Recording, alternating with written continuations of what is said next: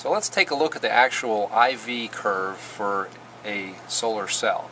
I've got one set up right here, and you can see I've got a light shining on it, and I have the plus and the minus sides hooked up to a power supply actually, and this is a unique power supply. It's an Agilent 6632B, and why it's unique is it's able to sink current as well as source current. Normally power supplies can only source current, but this can sink as much as it can source, and the sink current can be controlled. I'll be able to control it with this knob here.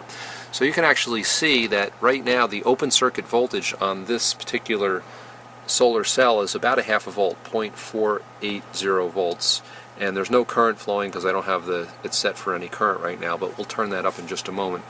So I have the cell set up where I have a scope here also that's looking at the voltage across the cell, and I have a current probe that's measuring the current coming out of the cell that's flowing into the power supply set up as a load. What's interesting about the way I have the scope set up is I have it set up in XY mode, so on the vertical axis, the y-axis, I'll be plotting the current, which is a typical way to show an IV curve, and on the horizontal axis, or the x-axis, I actually have the voltage. So what we'll do here is we'll take a look at, I'll turn the persistence up so that it saves the sweep on the curve on this display here as I turn the current up and down. You can see that little dot, that's actually the voltage at 100 millivolts per division, and I've got the current set for 1 amp per division, and that little dot is the roughly half a volt, 100 millivolts, so 1, 2, 3, 4, almost 500 millivolts, 0.48 volts. That's the present location of the voltage and zero current because I have no current flowing.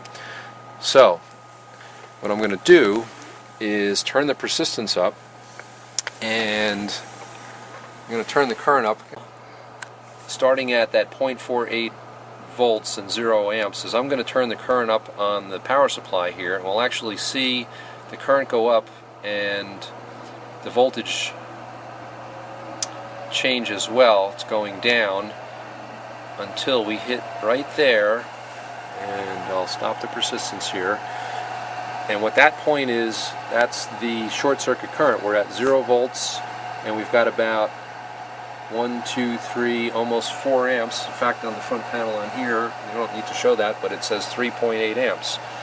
So I'll turn that current back down again, the dot will go down.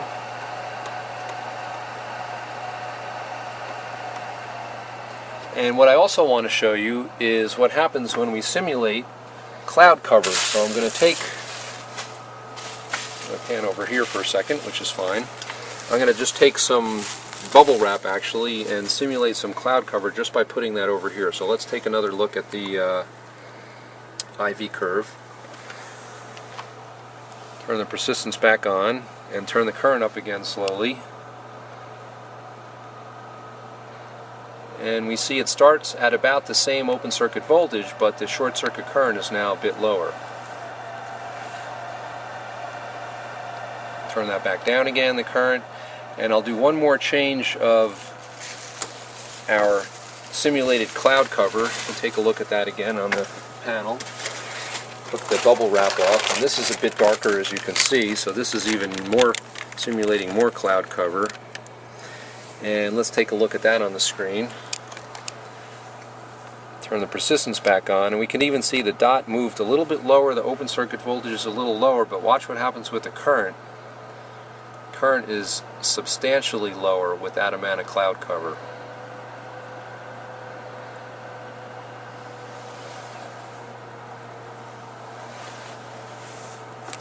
So that's pretty interesting, just shown that the IV curve does change with the illumination as we would have expected.